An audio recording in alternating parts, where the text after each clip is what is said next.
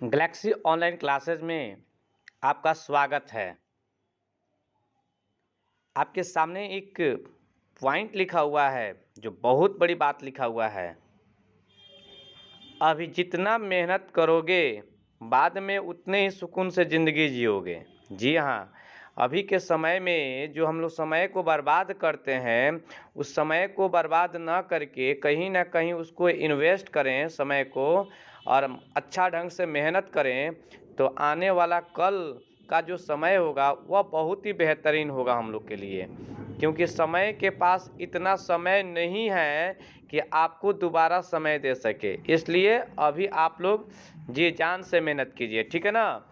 तो आइए हम लोग स्टार्ट करते हैं। आज का टॉपिक है क्लास 10 का मैथ का ऑब्जेक्टिव है, चैप्टर 14 का 14वां चैप्टर सांख्यिकी।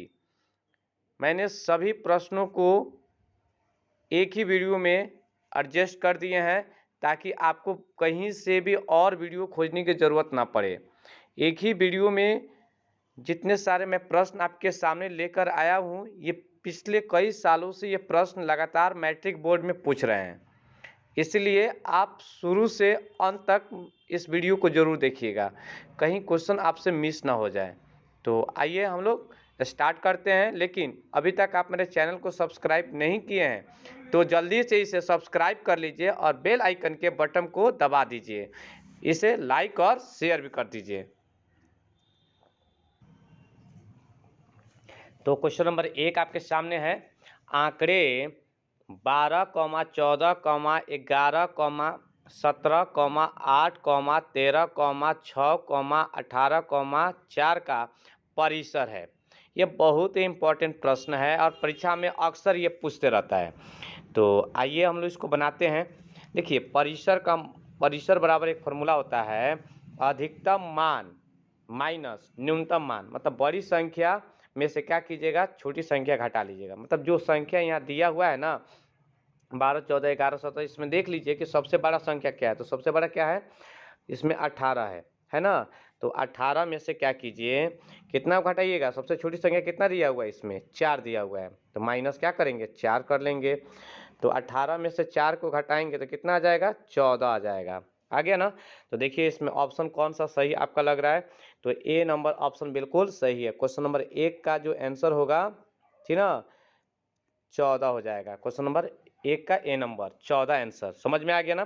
क्या कीजिएगा, परिसर निकालने के लिए बड़का मान में से छोटका मान को क्या कीजिएगा, घटा लीजिएगा। जो क्वेश्चन में देखिएगा सबसे बड़का कौन है वो लिख दीजिएगा माइनस, और सबसे छोटका कौन है, तो 4 दिया था यहाँ पे 4, तो 18 में से 4 घटा लेंगे 14 हो जाएगा। इस तरह आपका पहला नंबर आंसर बना। तो आपको पहला नंबर क्वेश्चन समझ में आ गया है। आइए तो क्वेश्चन नंबर 2 हम लोग देखते हैं। क्वेश्चन नंबर 2 कह रहा है कि 15 और 13 के बीच का समानांतर माध्य है। देखिए समानांतर माध्य है, तो समानांतर माध्य बराबर क्या होता है, जो संख्या दिया रहेगा उसको जोड़ लीजिएगा और जितना संख्या होगा उससे भाग कर लीजिएगा। तो यहाँ कितना संख्या दिया, 15 और 13 दिया है, तो 15 और 13, तो 15 प्लस 13, अब बट्टा में कितना संख्या दिया है, 2 है, तो 2 से भाग कर लेंगे, ठीक ना। तो 15 13 कितना होता है, 28 होता है। 28 में हम लोग 2 से भाग करेंगे तो कितना आ जाएगा, 14 आ जाएगा। तो देखिए क्या ऑप्शन में 14 दिया हुआ है। जी हाँ, बी नंबर ऑप्शन सही है। या इसको ऐसे भी हम लोग कर सकते हैं, एक फार्मूला होता है जिस फार्मूला को हम चाहें तो लिख सकते हैं ए प्लस बी बटा में 2। मतलब दो संख्याएं, एक जगह पर 15 लिख देंगे, बी की जगह पे 13 लिख देंगे, दोनों को जोड़ लेंगे, 2 से भाग कर लेंगे, तो कितना हो जाएगा, 28। 28 में 2 से भाग कर लिए कितना, तो 14 आ जाएगा। समझ में आ गया ना। तो दूसरा का करेक्ट आंसर हो जाएगा बी नंबर 14। क्वेश्चन नंबर 3 कह रहा है, आंकड़े 5, 9, 12, 4, 7, 3 और 2 का माध्य ज्ञात करें। तो 4 ऑप्शन आपके सामने दिया गया है। फिर से क्वेश्चन सुनिएगा, आंकड़े 5, 9, 12, 4, 7, 3, 2 का माध्य आपको निकालना है, ठीक ना। तो हम लोग माध्य कैसे ज्ञात कर सकते हैं, तो आपको बताया गया था जो भी संख्या दिया रहेगा उस सबको जोड़ लीजिएगा। तो जोड़ेंगे कैसे, जैसे लिखा है 5 प्लस 9 +12 +7 +4 छूट गया था 4 +3 +2 1 2 3 4 5 6 7 हो गया। टोटल क्या करेंगे, इसके नीचे 7 लिख देंगे। जब 7 लिख देंगे टोटल को जोड़िए, तो टोटल जोड़ेंगे तो कितना आ जाएगा, 42 हो जाएगा। क्या हो जाएगा, 42 हो जाएगा। 42 में कितना से भाग करेंगे, 7 से भाग करेंगे। तो 7 से भाग करते हैं, 42 में 7 से भाग किए तो कितना आ जाएगा, 6 आ जाएगा। समझ में आ गया कैसे किए। जो टोटल संख्याएं जो दिया रहेगा सबको जोड़ लेंगे। देखिए जैसे 5 9 12 7 4 3 2 टोटल संख्या को जोड़े हैं तो 42 हो गया है। नीचे 7 दिया हुआ है, 7 में से भाग किए। 7 कहाँ से आया था, देखिए 7 को संख्या दिया था इसलिए 7 से भाग कर दिए हैं। ठीक है ना, समझ में आ गया। तो तीसरा का करेक्ट आंसर क्या हो सकता है, तो तीसरा का करेक्ट आंसर डी आपका होगा। ठीक ना, याद रखिएगा ना, तीसरा का डी नंबर ऑप्शन बिल्कुल सही है। क्वेश्चन नंबर 4 कह रहा है निम्नलिखित में से कौन सा केंद्रीय प्रवृत्ति का माप नहीं है। निम्नलिखित में से कौन सा केंद्रीय प्रवृत्ति का माप नहीं है। देखिए आपके सामने ऑप्शन दिया हुआ है, तो आप बताइए हम आपको क्या क्या पढ़ाए हुए हैं। माध्य पढ़ाए हुए हैं, बहुलक भी पढ़ाए हैं, माध्यक भी पढ़ाए हुए हैं। ये 3 चीज़ पढ़ाए हैं, मानक विचलन नहीं पढ़ाए हुए हैं। इसका मतलब ये हुआ कि केंद्रीय प्रवृत्ति का माप नहीं है। तो कौन सा नहीं है, तो डी नंबर ऑप्शन नहीं है, मतलब मानक विचलन आपका नहीं है। ठीक है ना, तो क्वेश्चन नंबर 4 का ऑप्शन जो होगा डी नंबर बिल्कुल सही होगा। ठीक है ना। क्वेश्चन नंबर 5 देखते हैं, निम्नलिखित में से केंद्रीय प्रवृत्ति का उपर्युक्त माप कौन सा है। ठीक ना, बहुत ही अच्छा प्रश्न है। देखिए सबसे ज़्यादा अगर उपर्युक्त माप होता है तो माध्य होता है। क्या होता है, माध्य होता है। तो पांचवा का ए नंबर ऑप्शन बिल्कुल सही होगा। याद रखिएगा, पांचवा का ए नंबर ऑप्शन बिल्कुल सही है। क्वेश्चन नंबर 6 कह रहा है प्रथम 5 विषम संख्याओं का माध्य है। 5 विषम संख्या, देखिए इस तरह का भी प्रश्न अक्सर पूछते रहता है। तो 5 विषम, तो विषम संख्या क्या होता है, जो दो के टेबल में नहीं आता है। तो 1 होता है, तो 1 +3 +5 +7 +9 कितना लिखना था, 5 लिखना था। 1 2 3 4 5, 5 को दिया है तो 5 किसके नीचे लिख देंगे। अब 5 को क्या करेंगे, जोड़ेंगे। 9 और 7 कितना होता है, 16 होता है। 16 5 कितना होता है, 21 होता है। 21 और 3 कितना होता है, 24 होता है। 24 से कितना हो गया, 25। तो 25 बटा नीचे कितना है, 5 है। भाग करेंगे तो 5 आ जाएगा। ठीक है ना, तो आपको समझ में आ गया हो गया प्रथम 5 विषम संख्याओं का माध्य कैसे निकालता है। तो आंकड़ों का कुल योग, मतलब ये तो संख्या दिया तो सबको हम लोग जोड़ लेंगे। ठीक ना, 1 3 5 7 9, तो मैंने कहाँ से लिखा है, विषम संख्या होते हैं और प्रथम 5 पूछा है इसलिए 5 को लिख दिए हैं। ठीक ना, अब 5 को जोड़ लिए हैं और टोटल संख्या के नीचे कितना दिया, 5 दिया है। उससे 5 से भाग कर देंगे, जो आया आपका आंसर हो जाएगा। तो बताइए छठा का कौन सा ऑप्शन आपका सही दिखाई दे रहा है, 5 के इसमें दिया हुआ है। तो छठा का बी नंबर ऑप्शन बिल्कुल आपका क्या है, सही है। ठीक है ना, अगर आपको ये वीडियो समझ में आ रही है और आपको अच्छा भी लग रहा है तो इसे लाइक और शेयर भी कर दीजिए। ठीक है ना। क्वेश्चन नंबर 7 कह रहा है प्रथम 5 सम संख्याओं का माध्य है। देखिए अब यहाँ पे सम संख्या कह रहा है, सम संख्या 2 +4 +6 +8 +10। ठीक है ना, 5 को बोला है, गिन लीजिए 1 2 3 4 5। 5 बोला तो नीचे क्या करेंगे, 5, क्योंकि आंकड़ों कुल बटा आंकड़ों की संख्या हो गया। अब सबको हम लोग क्या करेंगे, जोड़ लेंगे। 4 और 2 6, 6 और 6 12, 12 8 20, 20 और 10 कितना होता है, 30। 30 में नीचे कितना से भाग कर देंगे, 5 से। तो 5 6 कितना हो जाता है, 30 हो जाता है। तो आप देखिए सातवां का कोई ऑप्शन में आपको दिखाई दे रहा है, बताइए। सातवां का सी नंबर ऑप्शन आपके सामने बिल्कुल सही दिया हुआ है। ठीक ना, याद रखिएगा, तो सातवां का सी नंबर आंसर होगा इसका। ठीक है।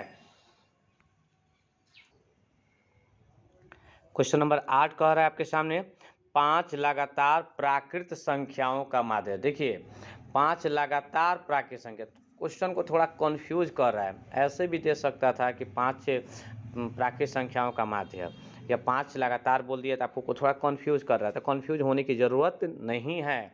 प्राकृत संख्या कहाँ शुरू होती है, गिनती की संख्या होती है। तो हम लोग क्या लिखेंगे, 1 +2 +3 +4 प्लस 5 सबको लिख दिए, बटा में कितना हो गया 1 2 3 4 5 को दिया है 5 लिख देंगे, सबको जोड़ लीजिए 5 4 9 9 3 12 12 2 14 1 15 15 बटा कितना हो जाता है 5, इसको काटेंगे तो 5 यहीं 15। देखिए तो कोई ऑप्शन में आपका 3 आया वो दिखाई दे रहा है, डी नंबर ऑप्शन बिल्कुल आपका सही है। इसका मतलब हुआ कि 8 का डी नंबर ऑप्शन बिल्कुल सही है। ठीक ना, तो माध्य निकालने का तरीका आपको समझ में आ गया। कोई भी संख्या दिया रहेगा उसको आप क्या कीजिएगा, लिख दीजिएगा, सबको जोड़ दीजिएगा, टोटल कितना नीचे दिया हुआ है उसको नीचे लिख दीजिएगा, सबको जोड़कर ऊपर लिख दीजिएगा, जो नीचे दिया रहेगा उसको नीचे लिख देंगे और भाग कर देंगे, जो आएगा आपका आंसर हो जाएगा। ठीक है ना। क्वेश्चन नंबर 9 कह रहा है 5 पूर्ण संख्या कहाँ शुरू होती है 0 से, तो 0 लिखिए, 0 प्लस 1 प्लस 2 प्लस 3 प्लस 4, कौन संख्या लिखने बोला है 5 बोला है, 1 2 3 4 5, टोटल कौन संख्या है 5 को, सबको जोड़ लीजिए, 4 3 7 7 2 9 9 1 10 10 हो जाएगा, 0 जोड़ेंगे तो नहीं होगा, 10 से होगा, बटा में 5 5 एकम 5 5 दूना 10, 2 बार में क्या हो जा रहा है कट जा रहा है। बताइए तो इसमें कौन सा आंसर आपका बिल्कुल सही दिखाई दे रहा है, जल्दी से बताइए, सोचिए इस बात को, ऑप्शन नंबर कौन सा हो सकता है, तो 9 का ए नंबर ऑप्शन बिल्कुल सही हो जाएगा। आप लास्ट में मुझे ज़रूर बताइएगा कि आपका कितना आंसर सही हुआ है, ठीक है ना, याद रखिएगा, लास्ट में मुझे ज़रूर बताइएगा। 25 ऑब्जेक्टिव क्वेश्चन है, मतलब आपका 25 नंबर का टेस्ट हो रहा है, आपने कितना 25 में सही बनाया है, ठीक है ना, कमेंट पे मुझे ज़रूर बताइएगा। क्वेश्चन नंबर 10 है वर्ग अंतराल 10 से 20, ये बीच में माइनस ऐसे दिया हुआ है, माइनस का साइन नहीं है, याद रखिएगा, ठीक है ना, माइनस का साइन नहीं था, 10 से 20 का वर्ग चिन्ह है, तो वर्ग चिन्ह क्या होता है, देखिए वर्ग चिन्ह का मतलब हुआ है कि दोनों के बीच को जो संख्या है दोनों को जोड़ लेंगे, 10 और 20 को जोड़ लेंगे, क्या करेंगे 10 और 20 को जोड़ लेंगे और 2 से क्या करेंगे भाग कर देंगे, तो 20 और 10 30 बटा में 2 काट देंगे तो कितना हो जाएगा बताइए 15 हो जाएगा। देखिए ऑप्शन में 15 दिया हुआ है, जी हाँ, तो 10वां का आपका करेक्ट आंसर बी हो जाएगा। अगर मान लेते हैं आपके सामने दिया रहता क्वेश्चन में दिया रहता 30 से 40 दिया रहता, मान लेते हैं क्वेश्चन में दिया रहता 30 से 40, तो कितना हो सकता था ऑप्शन, तो 30 से 40 को जोड़ लीजिएगा, ठीक है ना, 30 से 40 को क्या करते हैं जोड़ लेते हैं, 70 होता है 2 से भाग कर लेते हैं, तो 70 में 2 से भाग करते कितना होता 35 हो जाता। आगे बात समझ में ना, इस तरह का भी प्रश्न आपके सामने दे सकता है, 10 से 20 हटाकर वहाँ पे 30 से 40 का वर्ग चिन्ह बोलेगा निकालने के लिए, 50 से 60 का बोल सकता है, किसी भी संख्या को यहाँ रखकर पूछ सकता है। लेकिन मैट्रिक बोर्ड में जो भी मैंने ये प्रश्न आपके सामने लेकर आए हैं, इसमें से हर साल कहीं ना कहीं प्रश्न दिया हुआ रहता है, इसलिए पूरे वीडियो को अंत तक जरूर देखें और बार बार रिवीजन करें। अगर जिन विद्यार्थी का सपना है कि मुझे 460 470 480 या टॉपर मुझे बनना है, वो अभी से लगे रहें, मेहनत करते रहें। जिनको अगर सपना नहीं है, तो जिसके पास कहा जाता है सपने नहीं है, वो इस धरती पर मुर्दे के समान है, ठीक है ना, मरे हुए इंसान के समान है। इसलिए सपना देखना अच्छी बात है, सपना देखिए, बट उस सपने को पाने के लिए मेहनत कीजिए, ठीक है ना। तो आपको 10वां का बी नंबर आंसर बिल्कुल सही होगा। अगर आपको समझ में आ रही है और वीडियो अच्छा लग रहा है या आप मेरे चैनल पर नए हैं, तो जल्दी से इसे सब्सक्राइब कर लीजिए, बेल आइकन के बटन को दबा दीजिए, इसे लाइक और शेयर भी कर दीजिए, ठीक है ना। क्वेश्चन नंबर 11 आपके सामने है, आंकड़े 5 8 2 2 5 7 2 3 2 2 5 का बहुलक है। देखिए बहुत ही आसान तरीका है बहुलक का। सबसे पहले देखिए कि 2 जो है पहले 5 कितना बार ही देखिए, 5 जो है 3 बार है, 5 कितना बार है 3 बार है, ठीक ना। उसके बाद 8 कितना बार है 1 बार है, मतलब 8 जो है 1 बार दिया है, ठीक ना। 2 कितना बार है ये देखिए 1 2 3 4 5 5 बार दिया है। 7 कितना बार दिया हुआ है देखिए, तो 7 कितना बार दिया हुआ है पहले बताइए, 7 भी 1 बार ही दिया हुआ है, ठीक ना। अब जरा इस बात को बताइए सबसे अधिक बार कौन है, तो 2 बार में 2 जो है कितना बार था 5 बार था, तो यही आपका आंसर हो जाएगा। तो देखिए तो इसमें कौन सा ऑप्शन सही लग रहा है, तो 11 का सी 11 का सी नंबर बिल्कुल सही है 2। मतलब देखिएगा बहुलक निकालने का आसान तरीका है कि जो देखिएगा कि सबसे अधिक बार कौन संख्या है जो बार बार रिपीट किया है, कौन सबसे अधिक बार आया है, वही संख्या आपका आंसर हो जाएगा। तो इसमें 2 जो है बहुत बार आया हुआ है, मतलब 5 बार आया है, सबसे अधिक बार है, इसलिए 2 आपका आंसर हो जाएगा, ठीक ना। तो 11 का सी नंबर ऑप्शन बिल्कुल सही है। क्वेश्चन नंबर 12, आंकड़े 12, 15, 12, 18, 17, 12, 17, 12 का बहुलक है। सेम क्वेश्चन आ गया आपके सामने। ये आपका एग्जामिंग टेस्ट हो रहा है, मतलब आपका एग्जाम लिया जा रहा है कि आप कितना सफल हो रहे हैं। बताइए, इससे पहले मैंने बताया समझाया क्या इसका आंसर हो सकता है, कमेंट में जरूर बताइए। क्वेश्चन नंबर 12 का अगर आंसर देखा जाए तो देखिए तो 12 को बार आया पहले, 1 2 3 4, 12 जो है 4 बार है। 12 कितना बार, 4 है। 15 कितना बार है, 1 बार है। 18 कितना बार है, 1 बार है। 17 2 बार है। मतलब आपका 12 जो होगा बिल्कुल सही जवाब होगा, मतलब डी नंबर ऑप्शन आपका बिल्कुल सही होगा। तो 12 का डी नंबर। तो आपको समझ में आ रहा होगा बहुलक क्या है। बहुलक बहुत ही आसान है, लेकिन हर साल मैट्रिक बोर्ड में इससे प्रश्न रहता है तो रहता है, दिमाग में रखिएगा। कभी कभी क्या करता है, बहुलक का सूत्र भी पूछ देता है, याद रखिएगा बहुलक का सूत्र भी पूछ देता है, जो 5 नंबर के क्वेश्चन में देता है ना। आप जानते हैं कि नहीं जानते बहुलक का सूत्र बराबर क्या होता है, तो बता रहे थे, देखिए एल प्लस, ठीक ना, F1 माइनस F0 बटा 2 F1 minus F0 minus F2। भाई पूरा कच्ची में है, गुना क्वेश्चन में हो जाएगा, और गुना यहाँ क्या हो जाएगा, एच हो जाएगा। याद रखिएगा बहुलक का आपका सूत्र होता है। ये तो जो क्वेश्चन नंबर 12 जो दिया था, ये तो ऑब्जेक्टिव क्वेश्चन है और इस पर मैथ बनाने के लिए आपसे दे सकता है, ठीक ना। पूछ देता है कि बहुलक सूत्र में F1 जो है क्या है, F1 है तो क्या है, तो 4 ऑप्शन दिया रहेगा कि बहुलक वर्ग के ठीक पहले वर्ग की संचयी बहुलक वर्ग के ठीक पहले वर्ग की बारंबारता, बहुलक वर्ग के बाद की बारंबारता, या खाली बारंबारता। तो F1 जो है क्या चीज होता है, बारंबारता होता है। इस मान को एकदम दिमाग में बैठा के रखिएगा, इस तरह भी प्रश्न पूछा जा सकता है। क्वेश्चन नंबर 12 आपको समझ में आ गया है, सूत्र भी मैंने आपको बता दिया, ठीक है ना। क्वेश्चन नंबर 13 कह रहा है किसी बारंबारता का बहुलक होता है, बताइए क्या ऑप्शन हो सकता है। किसी बारंबारता का बहुलक होता है, आपके सामने ऑप्शन दिया गया है कि ए नंबर में अधिकतम बारंबारता मान होता है, कि कम से कम बारंबारता मान होता है, कि माध्यतम बारंबारता होता है, कि इनमें से कोई नहीं होता है। तो क्वेश्चन नंबर 13 का करेक्ट आंसर जो होगा अधिकतम बारंबारता मान होता है। बहुत ईजी पॉइंट है, मतलब सबसे अधिक बार जो आया रहता है, ठीक ना, अधिकतम बारंबारता मान होता है। तो क्वेश्चन नंबर 13 का ए नंबर ऑप्शन बिल्कुल सही है।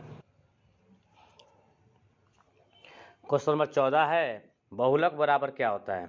ऐसा भी पूछता है परीक्षा में कि आपके सामने क्या करेगा, माध्यक का मान दे देगा, माध्यक का मान दे देगा और माध्यक का मान दे देगा और कहेगा कि बहुलक निकालिए।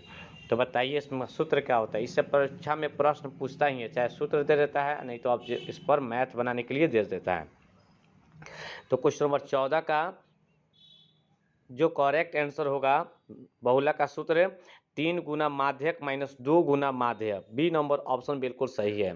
3 गुना माध्यक माइनस 2 गुना माध्यक, यही आंसर होगा 14 नंबर का। ध्यान से समझिएगा बहुलक बराबर क्या होता है, 3 गुना माध्यक माइनस 2 गुना माध्यक। तो 14 का बी नंबर आंसर जो है करेक्ट है।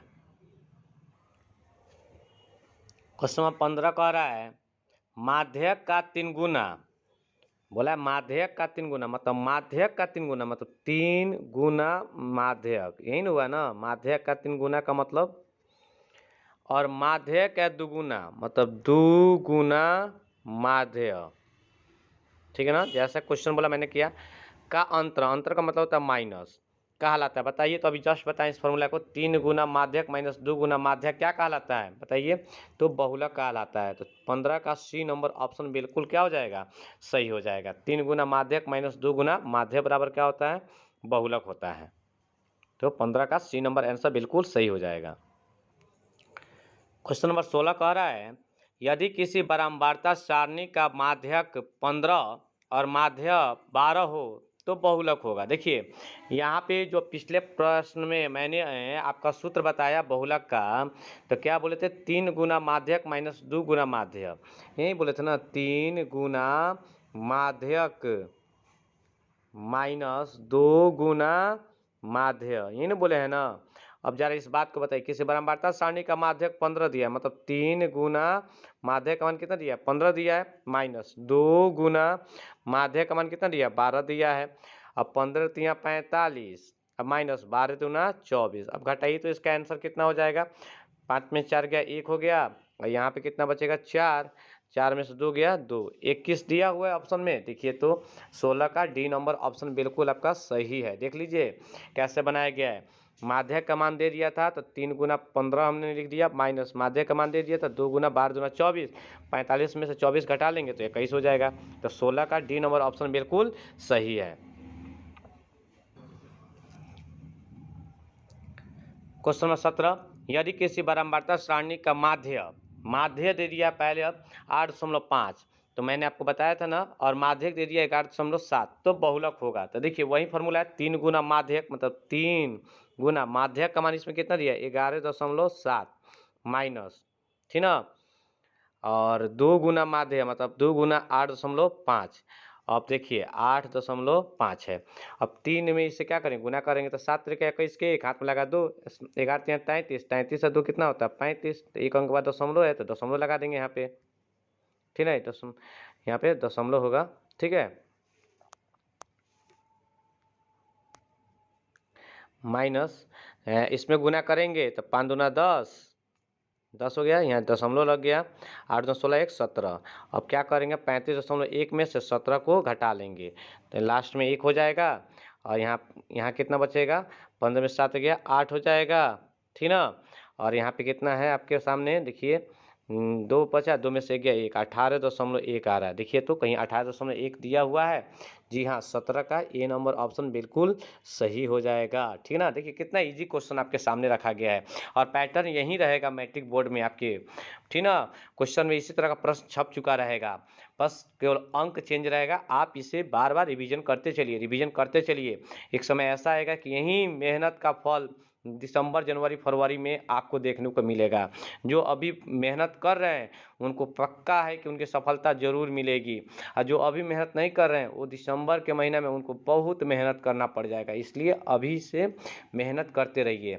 आप देखते हैं ना, जब साइकिल लोग चलाते हैं और एक पुल पर चढ़ते हैं, तो पुल पर आने से पहले, मतलब पुल पर चढ़ने से पहले हम लोग क्या करते हैं, साइकिल का स्पीड बढ़ा देते हैं, मतलब पैडल जो है बहुत तेज़ी से मारते ताकि हम लोग पुल पर आसानी से चढ़ जाएं।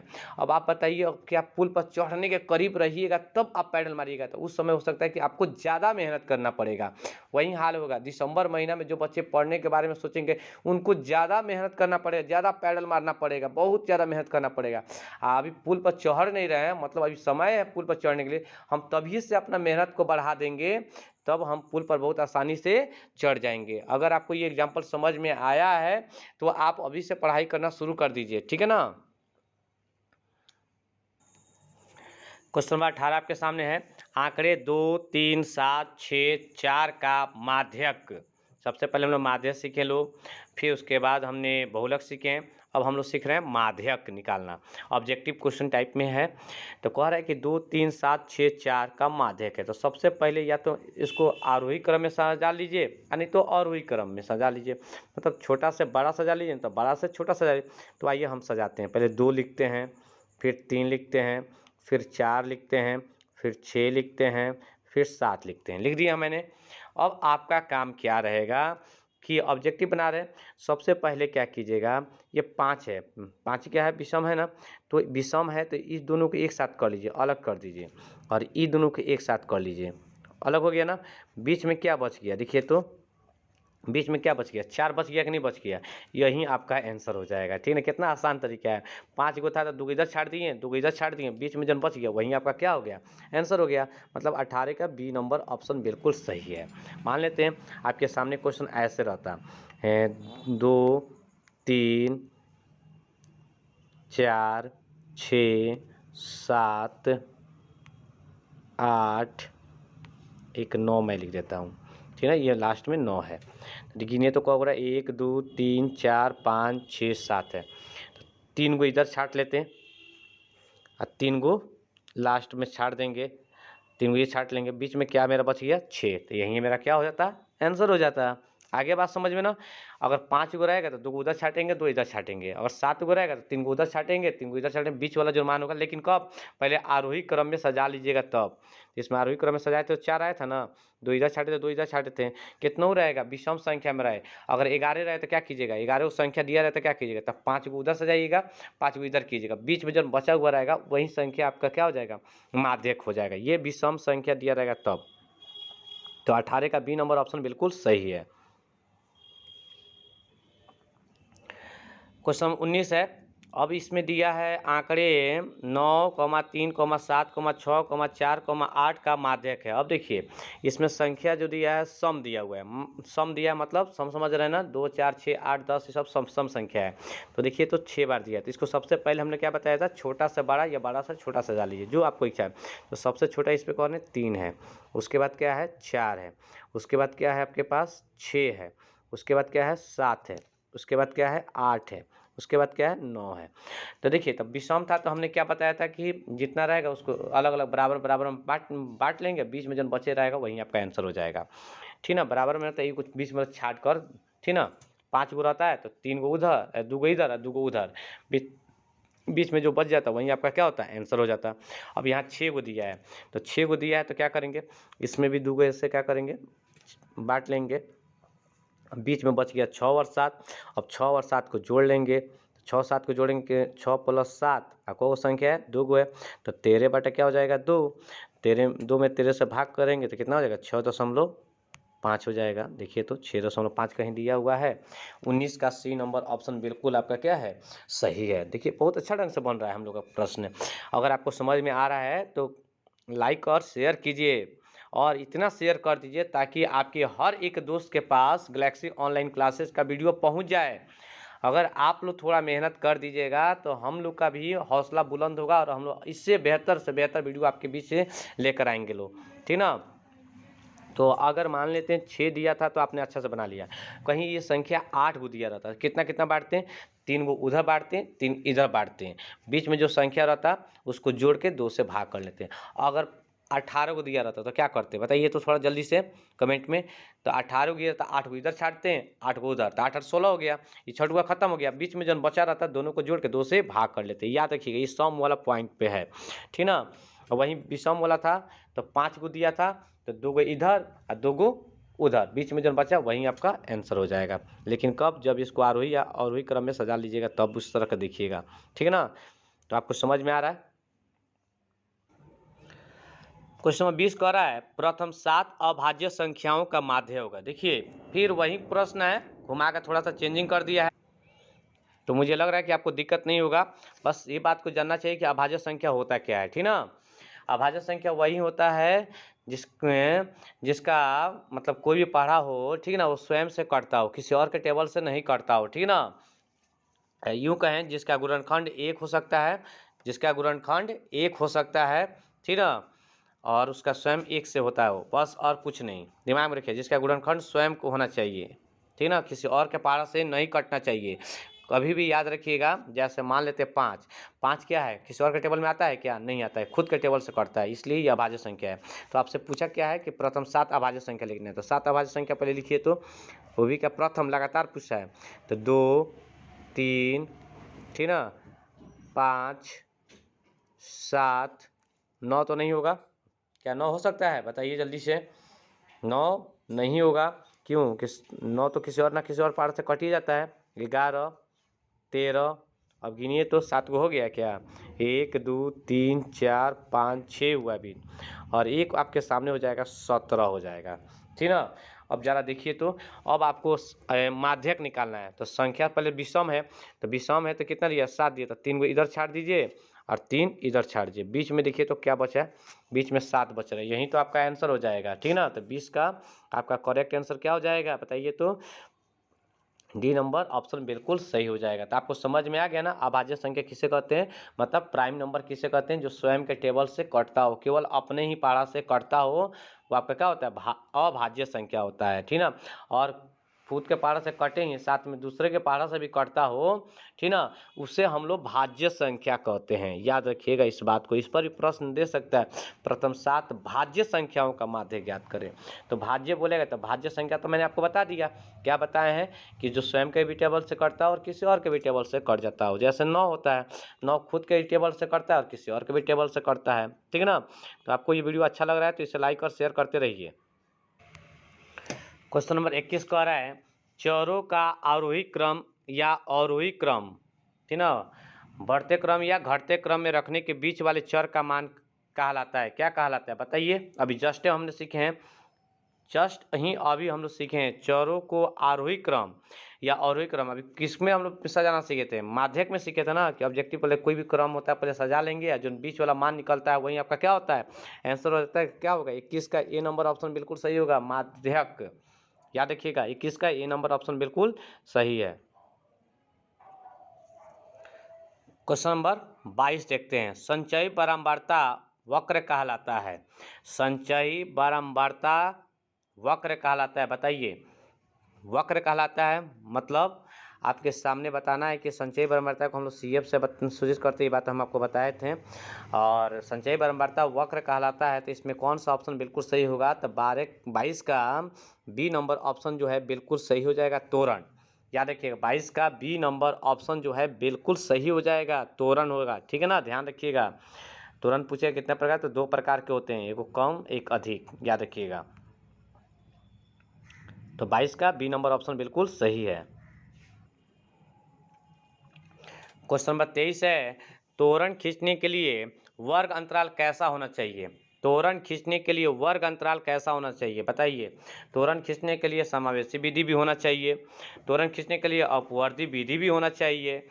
80 नंबर में दिया है, दोनों दिया है, और डी नंबर में दिया है, इनमें से कोई नहीं। मतलब मेरे कहने का मतलब है कि दोनों विधि होना चाहिए, अर्थात 23 का सी नंबर ऑप्शन जो है बिल्कुल सही है।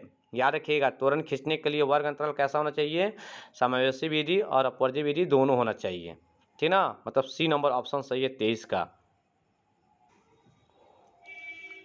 क्वेश्चन नंबर 24 कह रहा है आंकड़े 5, 6, 7, x, 4 है तो माध्य 16 दिया है तो x का मान होगा। देखिए माध्य निकालना है तो माध्य का फॉर्मूला जो आप जानते करते हैं, माध्य बराबर होता है आंकड़ों का कुल योग, मतलब जो संख्या दिया उसको जोड़िए, 5 + 6 + 7 + x + 4, टोटल को संख्या दिया हुआ है 1 2 3 4 5 को दिया, नीचे 5 लिख दीजिए। अब बराबर में इधर क्या करेंगे 16 लिख देंगे, क्योंकि माध्य यहाँ माध्य लिखते लो ना, 16 को माध्य बराबर आंकड़ों को बटा, तो माध्य का मान कितना दिया 16 दिया है। अब तिरछा तिरछी गुना कीजिए, 16 × 5 कितना होता है 80 होता है, तो 80 हो गया बराबर 5 6 11, 11 7 18, 18 और 4 कितना होता है 22, तो 18 4 कितना हो गया 22 हुआ ना। तो 22 प्लस कितना मेरे पास आया 22 प्लस x, ठीक ना। अब प्लस में ही जब भेजेंगे कसी में हो जाएगा, माइनस में हो जाएगा, तो 80 - 22 कर लीजिए, घटाइए तो कितना आंसर आएगा। 80 में से 22 को घटाएंगे तो कितना आंसर आ जाएगा हम लोग के सामने, तो 80 में से 22 घटाएंगे तो 58 नहीं सॉरी 58 आएगा। क्या आ जाएगा 58 आ जाएगा। गिन लीजिए, 10 में से 2 गया 8 और 7 में से 2 गया 5, बिल्कुल सही है 58। देखिए 24 का कोई कौन सा ऑप्शन आपका सही लग रहा है, तो 24 का डी नंबर ऑप्शन जो है बिल्कुल सही है। ध्यान रखिएगा जो भी संख्या जो दिया रहेगा उस संख्या को हम लोग क्या करेंगे जोड़ लेंगे, ठीक ना। 5 6 7 x + 4 सबको जोड़े तो 22 आया ना, अब प्लस में x है तो प्लस x लिख दिए, और 16 5 में गुना किए तो 80 हो गया, तो प्लस में 22 था तो बराबर के इधर ला दिए तो माइनस में हो गया, तो x का मान कितना निकल गया 58 निकल गया। तो 24 नंबर आंसर आपका का डी नंबर बिल्कुल सही है। ऐसे भी प्रश्न देता है मैट्रिक बोर्ड में, इसलिए इस टाइप का प्रश्न मैं आपके बीच लाकर रख दिया हूँ, आप इसे रिवीजन करते रहिएगा, ठीक है ना।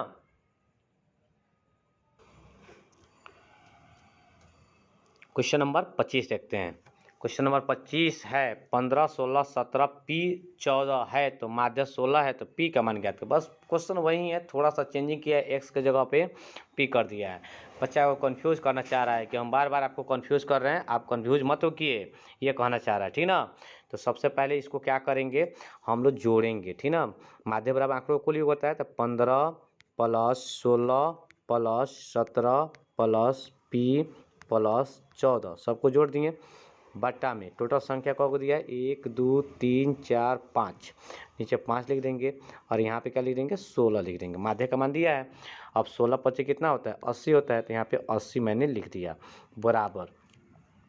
अब 15 और 16 15 16 31 होता है, 31 7 38 38 से 10 48 48 से 4 52 52 और 10 62, मतलब 80 इस 52 कितना आया था हम लोग को 62 आया था, तो 62 plus X sorry P no यहाँ पे पी ठीक ना 62 प्लस क्या हो जाएगा P। अब प्लस में है इधर भेज देंगे कच्ची में हो जाएगा माइनस में हो जाएगा, तो 80 में से 62 को घटा लीजिए 80 माइनस 62 कीजिए तो कितना आ रहा है, तो 80 में से अगर 62 को अगर हम लोग घटाएंगे तो 10 में से 2 गया 8 और यहाँ बचेगा 7 में 6 गया 1, देखिए 18 आ रहा है। तो 25 का ए नंबर ऑप्शन जो है बिल्कुल सही है।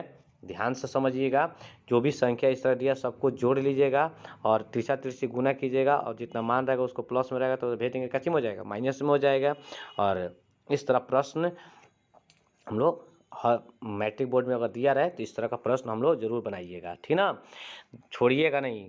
जो कि इस तरह का प्रश्न मैट्रिक बोर्ड में पूछता है तो पूछता ही है, तो इसलिए आप इसे रिवीजन करते रहिएगा, ठीक है। तो आपको ये वीडियो कैसा लगा कमेंट में मुझे ज़रूर बताइएगा। मैं अपने तरफ से पूरा कोशिश कर रहा हूँ कि ताकि आपका मैट्रिक बोर्ड में जो बच्चे हैं 2024 में जो एग्ज़ाम देने वाले हैं उनके लिए मैं जी जान से मेहनत कर रहा हूँ। आप लोग भी मेहनत कीजिए, आप लोग भी अपने माता पिता का नाम रोशन कीजिए, ठीक है ना। आप जितना लाइक शेयर करते हैं, जितना कमेंट देते हैं, जितना सब्सक्राइब करते हैं, ये सब कहीं ना कहीं आपके मेहनत का फल है।